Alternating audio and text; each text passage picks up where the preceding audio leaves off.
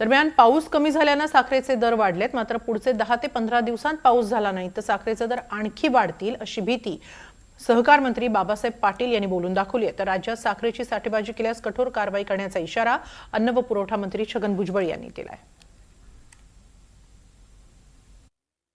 कारण सरकारच्या समोर जनता महत्त्वाची आहे, त्याच्यामुळे सरकारचा प्रश्न हा बरोबर आहे, पण त्यांना जर वेगळा जर दिला आपण आणि बाकीचा मार्केट रेटमध्ये मग पेप्सी आहे, बिस्किट आहे, चॉकलेट आहे, कोल्ड्रिंक्स आहे, ज्यूस आहे, त्याला साखर मोठ्या प्रमाणात लागते आणि त्याचे रेट देखील चांगले आहेत असा एक प्रस्ताव दिला होता।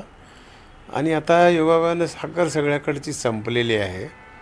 साखर खूप कमी कारखानदाराकडे शिल्लक आहे।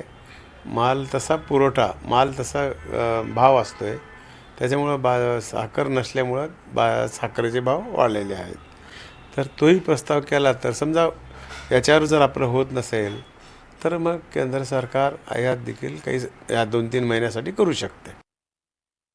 3-3 महिने तुम्ही ठेवाल ती साखर ते नाही चालणार। स्टॉक नाही करायचा, स्टॉक नाही करायचा। 4000 क्विंटल फक्त ठेवायचे, 30 दिवसामध्ये तो स्टॉक संपला पाहिजे। आणि हा जो नियम जो आहे हा 1 ऑगस्टपासून तर 30 नोव्हेंबरपर्यंतचा आहे। हा नियम, हे ऑर्डर जे आहे सर्व संबंधितांना लागू आहे।